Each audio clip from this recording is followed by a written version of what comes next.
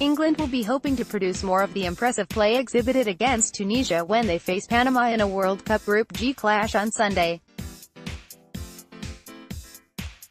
The Three Lions won their opening match 2-1 while their opponents succumbed to a 3-0 defeat to group leaders Belgium. Here are a few talking points ahead of the encounter.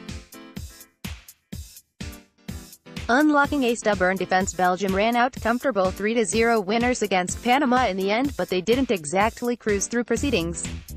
Hernan Dario Gomez made certain the Red Devils didn't have it all their own way as he set his side up to frustrate the Europeans. England must be braced for similar treatment. Much of their encounter against Tunisia was a case of attack versus defense, and there will only be more of that in this meeting with the Central Americans. Southgate must ensure his side are on the front foot, and a couple of personnel changes could help them sharpen their attack. Reports Dele Alli didn't train with England on Thursday means Ruben Loftus-Cheek could be in line for a starting role. Alli had a couple of good moments against Tunisia and can be lethal in front of goal, but Loftus-Cheek is considered the more creative presence in midfield. England's crisp passing was a feature of the opening half-hour against the Tunisians, and they will need to move the ball quickly again to unlock what promises to be a stubborn defense. As such, the Chelsea midfielder, who enjoyed a decent loan spell at Crystal Palace this past season, could be key given his range of passing. Meanwhile, Raheem Sterling proved to be a disappointment in England's opener, and affording Marcus Rashford a chance up front instead could pay dividends. Belgium were guilty of wasting numbers behind the ball when in possession against Panama. Their centre-backs didn't step up enough, and the wing-backs should have been further up the pitch. England must not succumb to the same pitfalls, though the way their back three in particular carried the ball forward against Tunisia bodes well for them. Southgate may give Loftus-Cheek a start.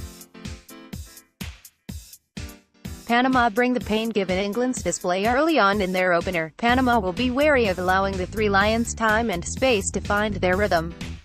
They certainly aren't shy of a challenge, so Southgate's side can expect a few tackles flying in. Panama's feisty approach is probably the most dangerous weapon in their arsenal. And during their warm-up games, they refused to tone it down, with Blas Perez getting sent off for a high challenge on Denmark goalkeeper Kasper Schmeichel. In their opener against Belgium, Panama were issued 5 yellow cards, which is the joint highest in a World Cup game since the Netherlands kicked lumps over eventual winners Spain in the 2010 final. They also have the second oldest squad at the tournament and will struggle to keep pace with England's youthful and energetic forward runners. Hopefully, the likes of Kevin Trippier, Ashley Young and perhaps even Rashford have been working on their free kicks. Panama won't hold back. Jesse finished better. England's assault on Tunisia's goal petered off in the second half, but even so, they ended the game with 14 key passes. They started the game like a house on fire, should really have had a comfortable 3-goal lead by halftime. However, they were guilty of missing some glorious opportunities, and Jesse Lingard was a repeat offender. The Manchester United midfielder showed great movement and endeavoured to get into promising positions, but failed to make the most of the chances which came his way, hitting the woodwork on one occasion as well. In contrast, Harry Kane put away both of the chances that fell to him with aplomb.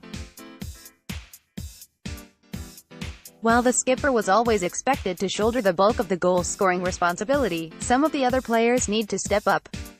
Every chance missed against Panama will only breed belief among the opposition's defense that they can be kept at bay.